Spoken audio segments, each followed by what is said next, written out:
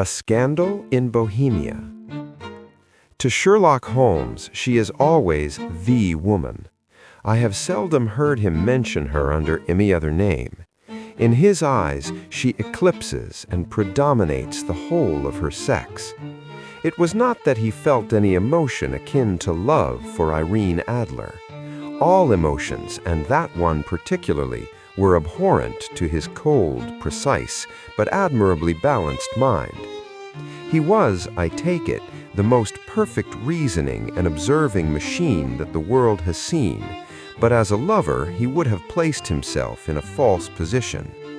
He never spoke of the softer passions, save with a jibe and a sneer.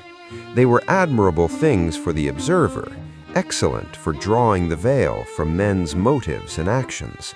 But for the trained teasoner to admit such intrusions into his own delicate and finely adjusted temperament was to introduce a distracting factor which might throw a doubt upon all his mental results.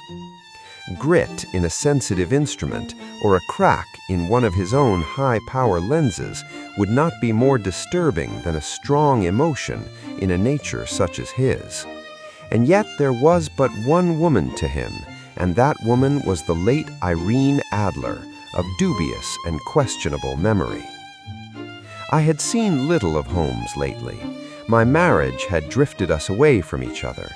My own complete happiness and the home-centered interests which rise up around the man who first finds himself master of his own establishment were sufficient to absorb all my attention, while Holmes, who loathed every form of society with his whole Bohemian soul, remained in our lodgings in Baker Street, buried among his old books and alternating from week to week between cocaine and ambition, the drowsiness of the drug and the fierce energy of his own keen nature.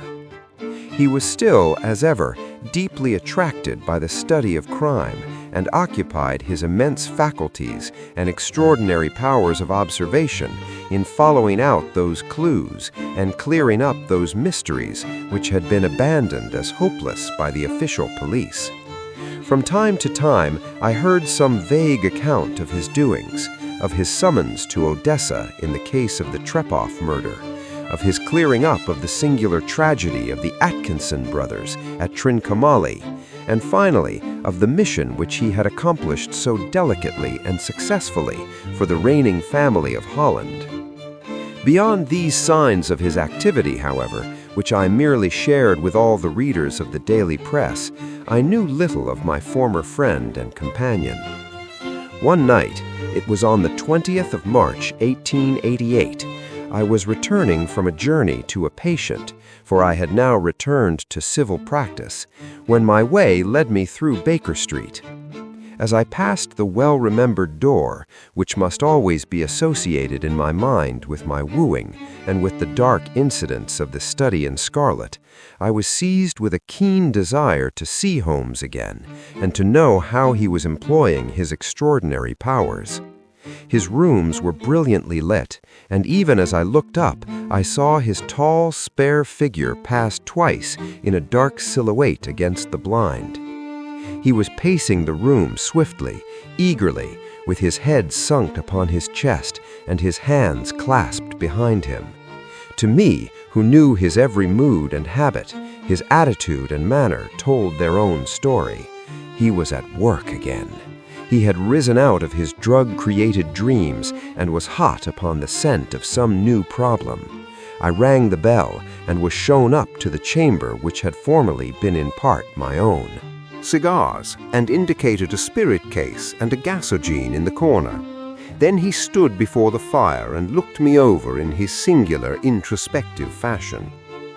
"Wedlock suits you," he remarked. "I think, Watson, that you have put on 7.5 pounds since I saw you." "7," I answered. "Indeed, I should have thought a little more. Just a trifle more, I fancy, Watson. And in practice again, I observe. You did not tell me that you intended to go into harness." "Then how do you know?" "I see it. I deduce it." "How do I know that you have been getting yourself very wet lately, and that you have a most clumsy and careless servant girl?" "My dear Holmes," said I, "this is too much. You would certainly have been burned had you lived a few centuries ago. It is true that I had a country walk on Thursday and came home in a dreadful mess, but as I have changed my clothes, I can't imagine how you deduce it. As to Mary Jane, she is incorrigible, and my wife has given her notice, but there again I fail to see how you work it out." He chuckled to himself and rubbed his long, nervous hands together. "It is simplicity itself," said he. "My eyes tell me that on the inside of your left shoe, just where the firelight strikes it, the leather is scored by 6 almost parallel cuts. Obviously, they have been caused by someone who has very carelessly scraped round the edges of the sole in order to remove crusted mud from it. Hence, you see, my double deduction that you had been out in vile weather and that you had a particularly malignant boot-slitting specimen of the London slavey. As to your practice, if a gentleman walks into my room smelling of iodoform, with a black mark of nitrate of silver upon his right forefinger, and a bulge on the right side of his top hat to show where he has secreted his stethoscope, I must be dull indeed if I do not pronounce him to be an active member of the medical profession." I could not help laughing at the ease with which he explained his process of deduction. "When I hear you give your reasons," I remarked, "the thing always appears to me to be so ridiculously simple that I could easily do it myself, though at each successive instance of your reasoning I am baffled until you explain your process. And yet I believe that my eyes are as good as yours." "Quite so," he answered, lighting a cigarette and throwing himself down into an armchair. "You see, but you do not observe. The distinction is clear. For example, you have frequently seen the steps which lead up from the hall to this room. Frequently. How often? Well, some hundreds of times. Then how many are there? How many? I don't know. Quite so. You have not observed, and yet you have seen. That is just my point. Now, I know that there are 17 steps because I have both seen and observed. By the way, since you are interested in these little problems, and since you are good enough to chronicle 1 or 2 of my trifling experiences, you may be interested in this." He threw over a sheet of thick pink-tinted notepaper which had been lying open upon the table. "It came by the last post," said he. "Read it aloud." The note was undated and without either signature or address. "There will call upon you tonight at 7:45, it said, "a gentleman who desires to consult you upon a matter of the very deepest moment. Your recent services to one of the royal houses of Europe have shown that you are one who may safely be trusted with matters which are of an importance which can hardly be exaggerated. This account of you we have from all quarters received. Be in your chamber, then, at that hour, and do not take it amiss if your visitor wear a mask." "This is indeed a mystery," I remarked. "What do you imagine that it means?" "I have no data yet. It is a capital mistake to theorize before one has data. Insensibly, one begins to twist facts to suit theories, instead of theories to suit facts. But the note itself, what do you deduce from it?" I carefully examined the writing and the paper upon which it was written. "The man who wrote it was presumably well-to-do," I remarked, endeavoring to imitate my companion's processes. "Such paper could not be bought under £0.50 a packet. It is peculiarly strong and stiff." "Peculiar, that is the very word," said Holmes. "It is not an English paper at all. Hold it up to the light." I did so, and saw a large E with a small g, a P, and a large G with a small t woven into the texture of the paper. "What do you make of that?" asked Holmes. "The name of the maker, no doubt, or his monogram, rather." "Not at all. The G with the small t stands for Gesellschaft, which is the German for company. It is a customary contraction like our co. P, of course, stands for papier. Now for the EG. Let us glance at our Continental Gazetteer." He took down a heavy brown volume from his shelves. "Eglo, Eglenitz. Here we are, Egria. It is in a German-speaking country. in Bohemia, not far from Carlsbad. Remarkable as being the scene of the death of Wallenstein, and for its numerous glass factories and paper mills. Ha-ha, my boy, what do you make of that? His eyes sparkled, and he sent up a great blue triumphant cloud from his cigarette. The paper was made in Bohemia, I said. Precisely, and the man who wrote the note is a German.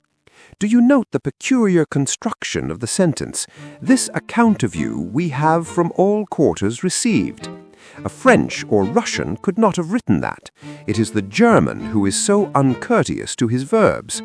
It only remains, therefore, to discover what is wanted by this German who writes upon Bohemian paper and prefers wearing a mask to showing his face. And here he comes, if I am not mistaken, to resolve all our doubts. As he spoke, there was the sharp sound of horses' hooves and grating wheels against the curb, followed by a sharp pull at the bell. Holmes whistled. "A pair, by the sound," he said. "Yes," he continued, glancing out of the window, "a nice little brougham and a pair of beauties, 150 guineas apiece. There's money in this case, Watson, if there's nothing else." "I think that I had better go, Holmes." "Not a bit, Doctor. Stay where you are. I am lost without my Boswell, and this promises to be interesting. It would be a pity to miss it." "But your client—" "Never mind him. I may want your help, and so may he. Here he comes. Sit down in that armchair, Doctor, and give us your best attention." A slow and heavy step, which had been heard upon the stairs and in the passage, paused immediately outside the door. Then there was a loud and authoritative tap. "Come in," said Holmes. A man entered who could hardly have been less than 6 feet 6 inches in height, with the chest and limbs of a Hercules. His dress was rich, with a richness which would, in England, be looked upon as akin to bad taste. Heavy bands of astrakhan were slashed across the sleeves and fronts of his double-breasted coat, while the deep blue cloak which was thrown over his shoulders was lined with flame-colored silk and secured at the neck with a brooch which consisted of a single flaming beryl. Boots which extended halfway up his calves and which were trimmed at the tops with rich brown fur completed the impression of barbaric opulence which was suggested by his whole appearance. He carried a broad-brimmed hat in his hand, while he wore across the upper part of his face, extending down past the cheekbones, a black visored mask, which he had apparently adjusted that very moment, for his hand was still raised to it as he entered. From the lower part of the face he appeared to be a man of strong character, with a thick hanging lip and a long straight chin suggestive of resolution pushed to the length of obstinacy. "You had my note?" he asked with a deep, harsh voice and a strongly marked German accent. "I told you that I would call." He looked from one to the other of us, as if uncertain which to address. "Pray take a seat," said Holmes. "This is my friend and colleague, Dr. Watson, who is occasionally good enough to help me in my cases. Whom have I the honor to address?" "You may address me as the Count von Kram, a Bohemian nobleman. I understand that this gentleman, your friend, is a man of honor and discretion, whom I may trust with a matter of the most extreme importance. If not, I should much prefer to communicate with you alone." I rose to go, but Holmes caught me by the wrist and pushed me back into my chair. "It is both or none," said he. "You may say before this gentleman anything which you may say to me." The Count shrugged his broad shoulders. "Then I must begin," said he, "by binding you both to absolute secrecy for 2 years. At the end of that time, the matter will be of no importance. At present, it is not too much to say that it is of such weight it may have an influence upon European history." "I promise," said Holmes.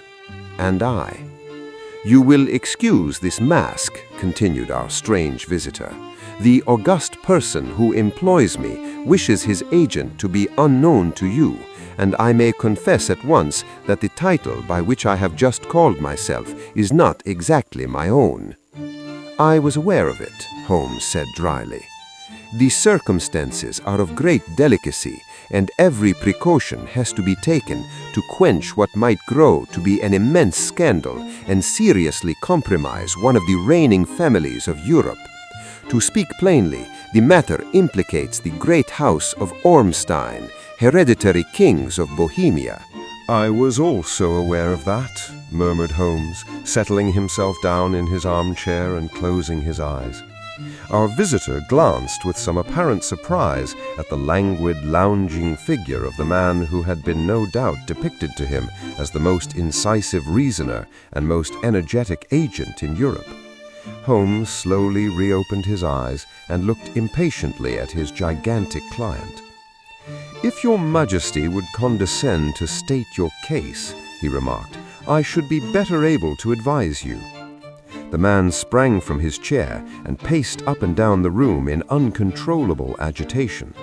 Then, with a gesture of desperation, he tore the mask from his face and hurled it upon the ground. "You are right," he cried. "I am the king. Why should I attempt to conceal it?" "Why, indeed," murmured Holmes. "Your Majesty had not spoken before I was aware that I was addressing Wilhelm Gottsreich Sigismund von Ormstein, Grand Duke of Cassel-Felstein and hereditary King of Bohemia." "But you can understand," said our strange visitor, sitting down once more and passing his hand over his high white forehead, "you can understand that I am not accustomed to doing such business in my own person. Yet the matter was so delicate that I could not confide it to an agent without putting myself in his power. I have come incognito from Prague for the purpose of consulting you." "Then pray consult," said Holmes, shutting his eyes once more. "The facts are briefly these. Some 5 years ago, during a lengthy visit to Warsaw, I made the acquaintance of the well-known adventuress Irene Adler. The name is no doubt familiar to you." "Kindly look her up in my index, Doctor," murmured Holmes without opening his eyes. For many years he had adopted a system of docketing all paragraphs concerning men and things, so that it was difficult to name a subject or person on which he could not at once furnish information. In this case I found her biography sandwiched in between that of a Hebrew rabbi and that of a staff commander who had written a monograph upon the deep-sea fishes. "Let me see," said Holmes. Born in New Jersey in the year 1858. Contralto. La Scala. Prima donna Imperial Opera of Warsaw. Yes. Retired from operatic stage. Living in London. Quite so. Your Majesty, as I understand, became entangled with this young person, wrote her some compromising letters, and is now desirous of getting those letters back." "Precisely so. But how? Was there a secret marriage?" "None." "No legal papers or certificates?" "None." "Then I failed to follow your Majesty. If this young person should produce her letters for blackmailing or other purposes, how is she to prove their authenticity? There is the writing. Pooh, forgery. My private notepaper. Stolen. My own seal. Imitated. My photograph. Bought." "We were both in the photograph." "Oh dear, that is very bad. Your Majesty has indeed committed an indiscretion." "I was mad. Insane. You have compromised yourself seriously." "I was only Crown Prince then. I was young. I am but 30 now." "It must be recovered." "We have tried and failed. Your Majesty must pay. It must be bought. She will not sell." "Stolen, then." 5 attempts have been made. Twice burglars in my pay ransacked her house. Once we diverted her luggage when she traveled. Twice she has been waylaid. There has been no result." "No sign of it?" "Absolutely none." Holmes laughed. "It is quite a pretty little problem," said he. "But a very serious one to me," returned the king reproachfully. "Very, indeed. And what does she propose to do with the photograph?" "To ruin me." "But how?" "I am about to be married." "So I have heard." to Clotilde Lothman von Saxe-Meiningen, second daughter of the King of Scandinavia. You may know the strict principles of her family. She herself is the very soul of delicacy. A shadow of a doubt as to my conduct would bring the matter to an end. And Irene Adler threatens to send them the photograph, and she will do it. I know that she will do it. You do not know her, but she has a soul of steel. She has the face of the most beautiful of women and the mind of the most resolute of men. Rather than I should marry another woman, there are no lengths to which she would not go, none. You are sure that she has not sent it yet? I am sure. And why? Because she has said that she would send it on the day when the betrothal was publicly proclaimed. That will be next Monday. Oh, then we have 3 days yet, said Holmes with a yawn. That is very fortunate, as I have 1 or 2 matters of importance to look into just at present. Your Majesty will, of course, stay in London for the present. Certainly. You will find me at the Langham under the name of the Count von Kram. Then I shall drop you a line to let you know how we progress. Pray do so. I shall be all anxiety. Then as to money, you have carte blanche. Absolutely. I tell you that I would give one of the provinces of my kingdom to have that photograph. And for present expenses? The king took a heavy chamois leather bag from under his cloak and laid it on the table. There are 300 pounds in gold and 700 in notes, he said. Holmes scribbled a receipt upon a sheet of his notebook and handed it to him. And Mademoiselle's address? He asked. Is Briony Lodge, Serpentine Avenue, St. John's Wood. Holmes took a note of it. One other question, said he. Was the photograph a cabinet? It was. Then good night, Your Majesty, and I trust that we shall soon have some good news for you. And good night, Watson, he added, as the wheels of the royal brougham rolled down the street. If you will be good enough to call tomorrow afternoon at 3 o'clock, I should like to chat this little matter over with you. At 3 o'clock precisely, I was at Baker Street, but Holmes had not yet returned. The landlady informed me that he had left the house shortly after 8 o'clock in the morning. I sat down beside the fire, however, with the intention of awaiting him, however long he might be. I was already deeply interested in his inquiry, for though it was surrounded by none of the grim and strange features which were associated with the 2 crimes which I have already recorded, still the nature of the case and the exalted station of his client gave it a character of its own. Indeed, apart from the nature of the investigation which my friend had on hand, there was something in his masterly grasp of a situation and his keen, incisive reasoning which made it a pleasure to me to study his system of work and to follow the quick, subtle methods by which he disentangled the most inextricable mysteries. So accustomed was I to his invariable success that the very possibility of his failing had ceased to enter into my head. It was close upon 4 before the door opened, and a drunken-looking groom, ill-kempt and side-whiskered, with an inflamed face and disreputable clothes, walked into the room. Accustomed as I was to my friend's amazing powers in the use of disguises, I had to look 3 times before I was certain that it was indeed he. With a nod, he vanished into the bedroom, whence he emerged in 5 minutes, tweed-suited and respectable as of old. Putting his hands into his pockets, he stretched out his legs in front of the fire and laughed heartily for some minutes. "Well, really," he cried, and then he choked and laughed again until he was obliged to lie back, limp and helpless in the chair. "What is it? It's quite too funny. I am sure you could never guess how I employed my morning or what I ended by doing. I can't imagine. I suppose that you have been watching the habits and perhaps the house of Miss Irene Adler. Quite so, but the sequel was rather unusual. I will tell you, however. I left the house a little after 8 o'clock this morning in the character of a groom out of work. There is a wonderful sympathy and freemasonry among horsey men. Be one of them, and you will know all that there is to know. I soon found Briony Lodge.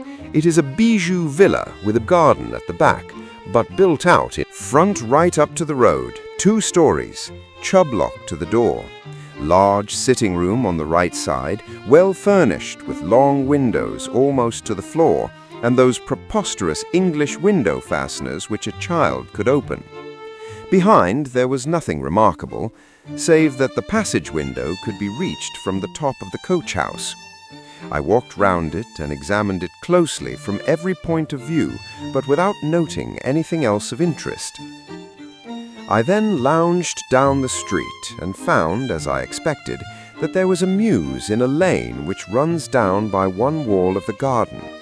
I lent the ostlers a hand in rubbing down their horses, and received in exchange 2pence, a glass of half and half, 2 fills of shag tobacco, and as much information as I could desire about Miss Adler, to say nothing of half a dozen other people in the neighborhood in whom I was not in the least interested, but whose biographies I was compelled to listen to. "And what of Irene Adler?" I asked. "Oh, she has turned all the men's heads down in that part. She is the daintiest thing under a bonnet on this planet, so say the Serpentine Mews to a man. She lives quietly, sings at concerts, drives out at 5 every day, and returns at 7 sharp for dinner. Seldom goes out at other times except when she sings. Has only 1 male visitor, but a good deal of him. He is dark, handsome, and dashing, never calls less than once a day, and often twice. He is a Mr. Godfrey Norton of the Inner Temple. See the advantages of a cabman as a confidant. They had driven him home a dozen times from Serpentine Mews, and knew all about him. When I had listened to all they had to tell, I began to walk up and down near Briony Lodge once more, and to think over my plan of campaign. This Godfrey Norton was evidently an important factor in the matter. He was a lawyer. That sounded ominous. What was the relation between them, and what the object of his repeated visits? Was she his client, his friend, or his mistress? If the former, she had probably transferred the photograph to his keeping. If the latter, it was less likely. On the issue of this question depended whether I should continue my work at Briony Lodge or turn my attention to the gentleman's chambers in the temple. It was a delicate point, and it widened the field of my inquiry. I fear that I bore you with these details, but I have to let you see my little difficulties if you are to understand the situation. "I am following you closely," I answered. I was still balancing the matter in my mind when a hansom cab drove up to Briony Lodge, and a gentleman sprang out. He was a remarkably handsome man, dark, aquiline, and moustached, evidently the man of whom I had heard. He appeared to be in a great hurry, shouted to the cabman to wait, and brushed past the maid who opened the door with the air of a man who was thoroughly at home. He was in the house about half an hour, and I could catch glimpses of him in the windows of the sitting room, pacing up and down, talking excitedly and waving his arms. Of her I could see nothing. Presently he emerged, looking even more flurried than before. As he stepped up to the cab, he pulled a gold watch from his pocket and looked at it earnestly. "Drive like the devil," he shouted. "First to Gross and Hankey in Regent Street, and then to the Church of St. Monica in the Edgware Road. Half a guinea if you do it in 20 minutes. Away they went, and I was just wondering whether I should not do well to follow them, when up the lane came a neat little landau, the coachman with his coat only half buttoned, and his tie under his ear, while all the tags of his harness were sticking out of the buckles. It hadn't pulled up before she shot out of the hall door and into it. I only caught a glimpse of her at the moment, but she was a lovely woman, with a face that a man might die for. "The Church of St. Monica, John," she cried, "and half a sovereign if you reach it in 20 minutes. This was quite too good to lose, Watson. I was just balancing whether I should run for it or whether I should perch behind her landau when a cab came through the street. The driver looked twice at such a shabby fare, but I jumped in before he could object. "The Church of St. Monica," I said, "and half a sovereign if you reach it in 20 minutes. It was 25 minutes to 12, and of course it was clear enough what was in the wind. My cabbie drove fast. I don't think I ever drove faster, but the others were there before us. The cab and the landau with their steaming horses were in front of the door when I arrived. I paid the man and hurried into the church. There was not a soul there save the two whom I had followed and a surpliced clergyman who seemed to be expostulating with them. They were all three standing in a knot in front of the altar. I lounged up the side aisle like any other idler who has dropped into a church. Suddenly, to my surprise, the three at the altar faced round to me, and Godfrey Norton came running as hard as he could towards me. "Thank God!" he cried. "You'll do! Come, come!" "What then?" I asked. "Come, man, come! Only 3 minutes, or it won't be legal." I was half dragged up to the altar, and before I knew where I was, I found myself mumbling responses which were whispered in my ear, and vouching for things of which I knew nothing, and generally assisting in the secured tying up of Irene Adler, spinster, to Godfrey Norton, bachelor. It was all done in an instant, and there was the gentleman thanking me on the one side and the lady on the other, while the clergyman beamed on me in front. It was the most preposterous position in which I ever found myself in my life, and it was the thought of it that started me laughing just now. It seems that there had been some informality about their license, that the clergyman absolutely refused to marry them without a witness of some sort, and that my lucky appearance saved the bridegroom from having to sally out into the streets in search of a best man. The bride gave me a sovereign, and I mean to wear it on my watch chain in memory of the occasion. "This is a very unexpected turn of affairs," said I. "And what then?" "Well, I found my plans very seriously menaced. It looked as if the pair might take an immediate departure, and so necessitate very prompt and energetic measures on my part. At the church door, however, they separated, he driving back to the temple, and she to her own house. "I shall drive out in the park at 5 as usual," she said, as she left him. I heard no more. They drove away in different directions, and I went off to make my own arrangements. "Which are?" "Some cold beef and a glass of beer," he answered, ringing the bell.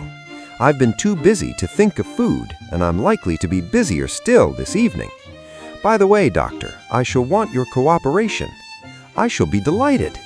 "You don't mind breaking the law?" "Not in the least." Nor running a chance of arrest? "Not in a good cause." Oh, the cause is excellent. Then I am your man. I was sure that I might rely on you. But what is it you wish? When Mrs. Turner has brought in the tray, I will make it clear to you. Now," he said, as he turned hungrily on the simple fare that our landlady had provided, "I must discuss it while I eat, for I have not much time. It is nearly 5 now. In 2 hours we must be on the scene of action. Miss Irene, or Madame, rather, returns from her drive at 7.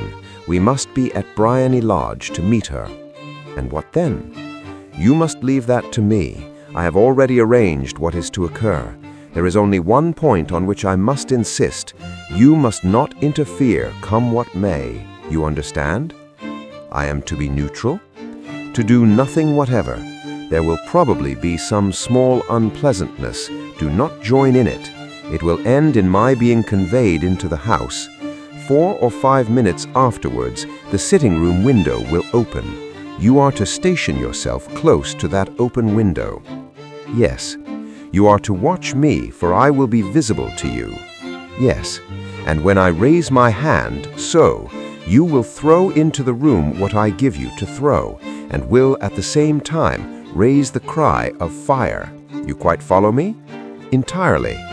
"It is nothing very formidable," he said, taking a long cigar-shaped roll from his pocket. "It is an ordinary plumber's smoke rocket, fitted with a cap at either end to make it self-lighting. Your task is confined to that. When you raise your cry of fire, it will be taken up by quite a number of people. You may then walk to the end of the street, and I will rejoin you in 10 minutes. I hope that I have made myself clear." "I am to remain neutral, to get near the window, to watch you, and at the signal to throw in this object, then to raise the cry of fire, and to wait you at the corner of the street. Precisely. Then you may entirely rely on me. That is excellent. I think perhaps it is almost time that I prepare for the new role I have to play." He disappeared into his bedroom and returned in a few minutes in the character of an amiable and simple-minded nonconformist clergyman. His broad black hat, his baggy trousers, his white tie, his sympathetic smile, and general look of peering and benevolent curiosity were such as Mr. John Hare alone could have equaled. It was not merely that Holmes changed his costume. His expression, his manner, his very soul seemed to vary with every fresh part that he assumed.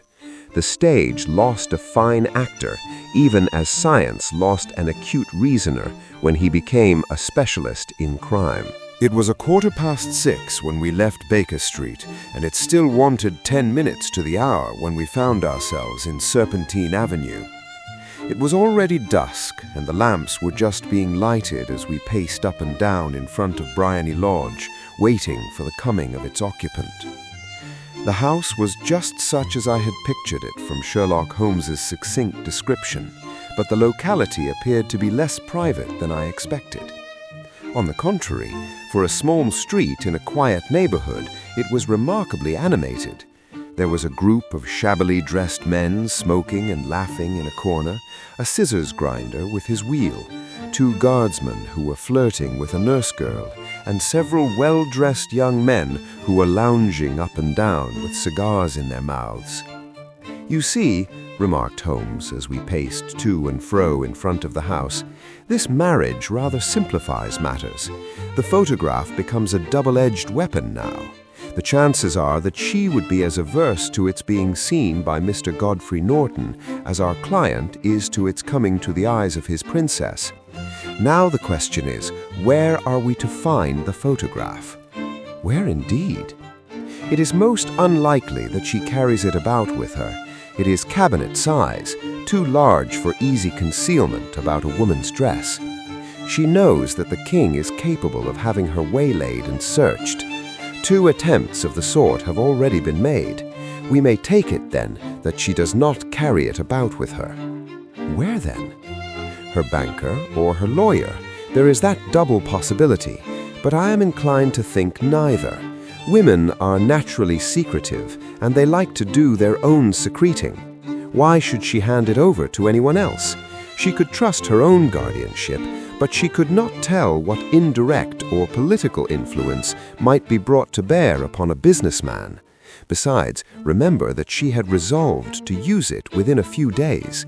It must be where she can lay her hands upon it. It must be in her own house.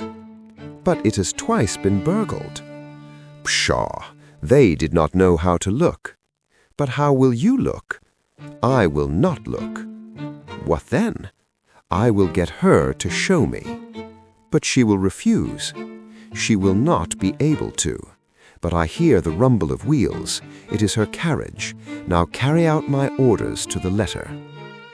As he spoke, the gleam of the sidelights of a carriage came round the curve of the avenue. It was a smart little landau which rattled up to the door of Briony Lodge.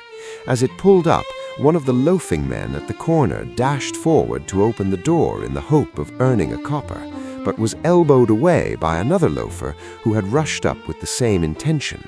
A fierce quarrel broke out, which was increased by the 2 guardsmen who took sides with one of the loungers, and by the scissors grinder who was equally hot upon the other side. A blow was struck, and in an instant the lady who had stepped from her carriage was the center of a little knot of flushed and struggling men who struck savagely at each other with their fists and sticks.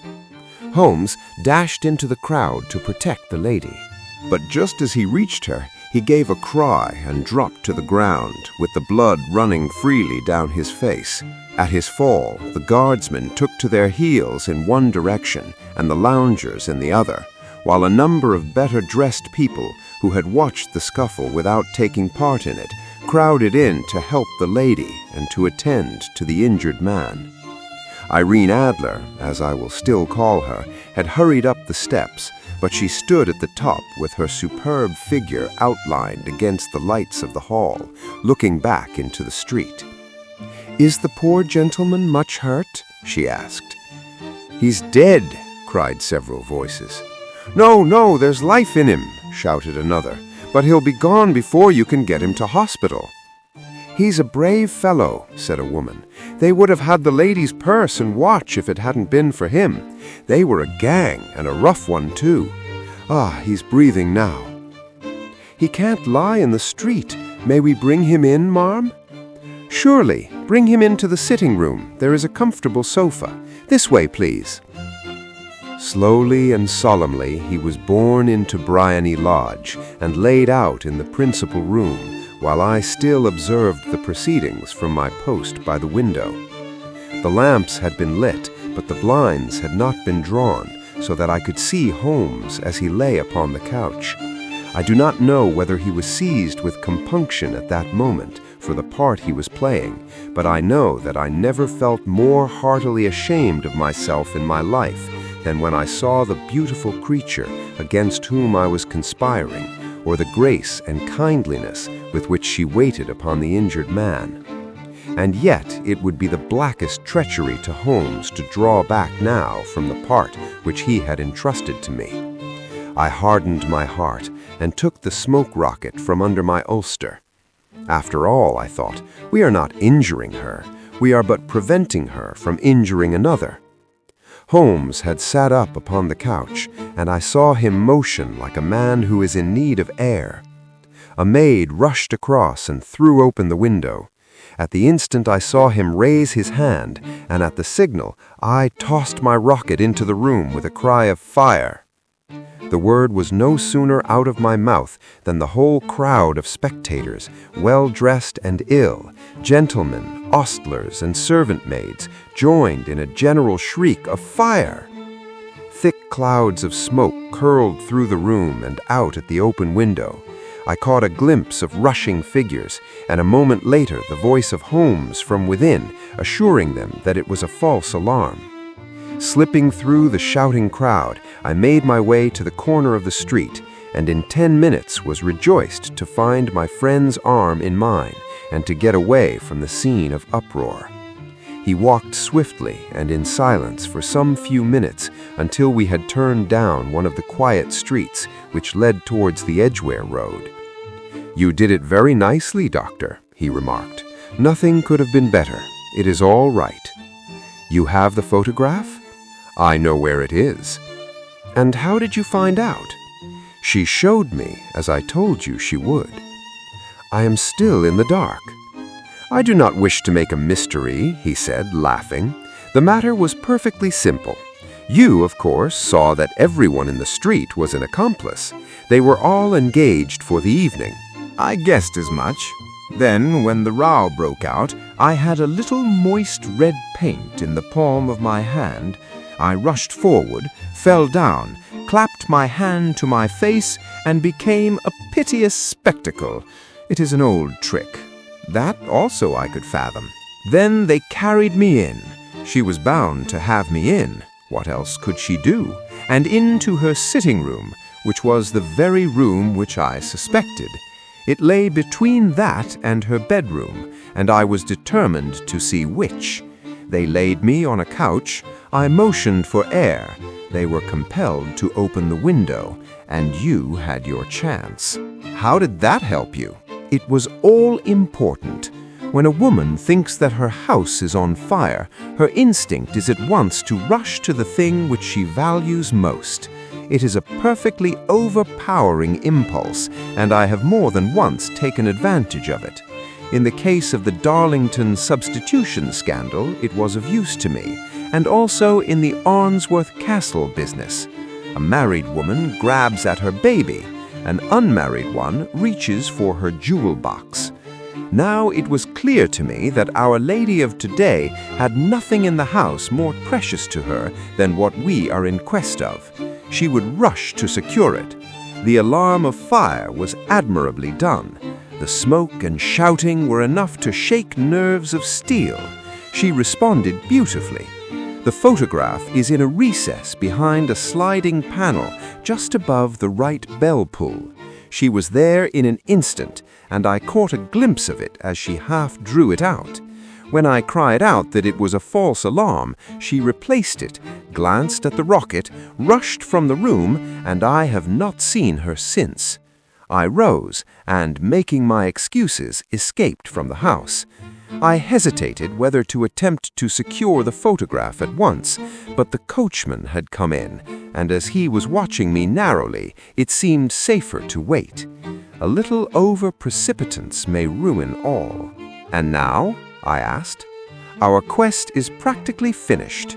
I shall call with the king tomorrow, and with you if you care to come with us. We will be shown into the sitting room to wait for the lady, but it is probable that when she comes, she may find neither us nor the photograph. It might be a satisfaction to His Majesty to regain it with his own hands." "And when will you call?" "At 8 in the morning. She will not be up, so that we shall have a clear field. Besides, we must be prompt, for this marriage may mean a complete change in her life and habits. I must wire to the king without delay." We had reached Baker Street and had stopped at the door. He was searching his pockets for the key when someone passing said, "Good night, Mr. Sherlock Holmes." There were several people on the pavement at the time, but the greeting appeared to come from a slim youth in an ulster who had hurried by. "I've heard that voice before," said Holmes, staring down the dimly lit street. "Now I wonder who the deuce that could have been." Chapter 3. I slept at Baker Street that night, and we were engaged upon our toast and coffee in the morning when the King of Bohemia rushed into the room. "You have really got it," he cried, grasping Sherlock Holmes by either shoulder and looking eagerly into his face. "Not yet. But you have hopes?" "I have hopes." "Then come, I am all impatience to be gone." "We must have a cab."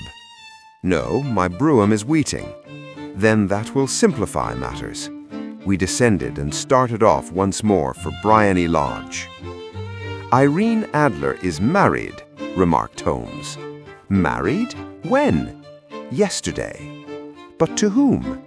"To an English lawyer named Norton." "But she could not love him." "I am in hopes that she does." "And why in hopes?" "Because it would spare your Majesty all fear of future annoyance. If the lady loves her husband, she does not love your Majesty. If she does not love your Majesty, there is no reason why she should interfere with your Majesty's plan." "It is true, and yet, well, I wish she had been of my own station. What a queen she would have made." He relapsed into a moody silence, which was not broken until we drew up in Serpentine Avenue. The door of Briony Lodge was open, and an elderly woman stood upon the steps. She watched us with a sardonic eye as we stepped from the brougham. "Mr. Sherlock Holmes, I believe?" said she.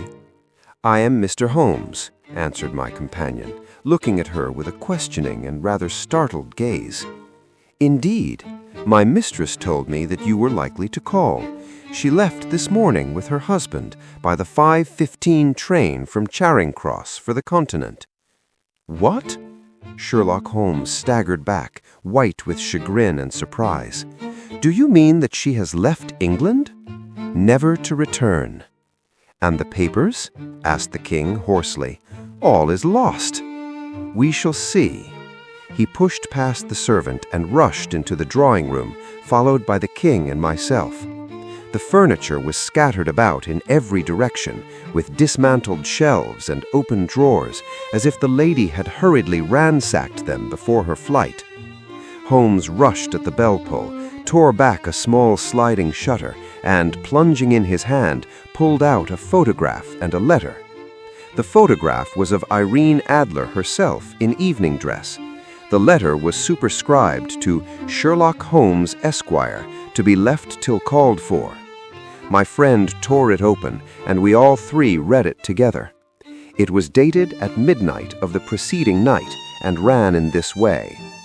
"My dear Mr. Sherlock Holmes, You really did it very well. You took me completely.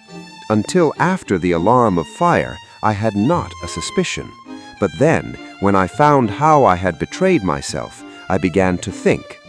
I had been warned against you months ago. I had been told that if the king employed an agent, it would certainly be you, and your address had been given me. Yet, with all this, you made me reveal what you wanted to know. Even after I became suspicious, I found it hard to think evil of such a dear, kind old clergyman. But you know, I have been trained as an actress myself. Male costume is nothing new to me. I often take advantage of the freedom which it gives.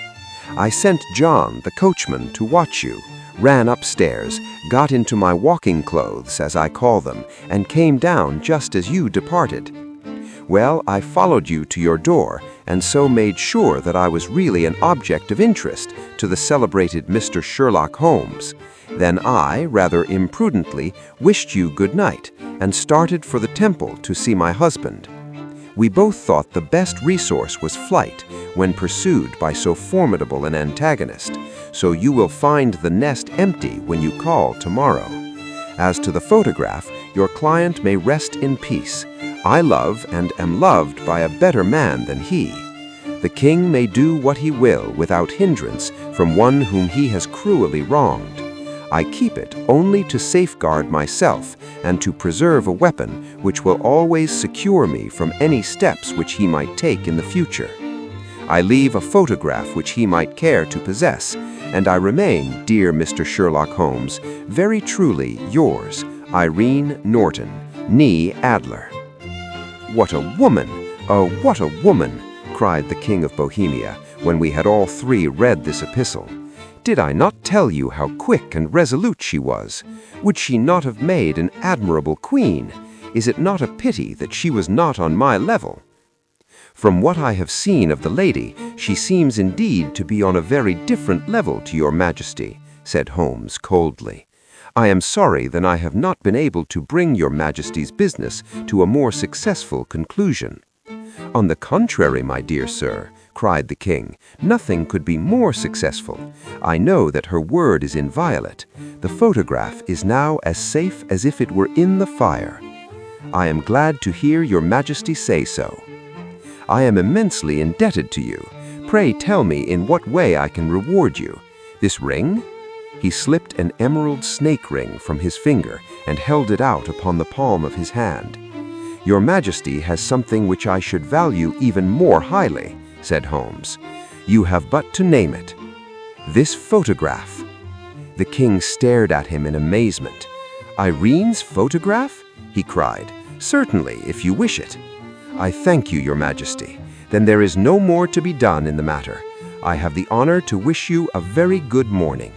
He bowed, and, turning away without observing the hand which the king had stretched out to him, he set off in my company for his chambers. And that was how a great scandal threatened to affect the kingdom of Bohemia, and how the best plans of Mr. Sherlock Holmes were beaten by a woman's wit. He used to make merry over the cleverness of women, but I have not heard him do it of late. And when he speaks of Irene Adler, or when he refers to her photograph, it is always under the honorable title of the woman.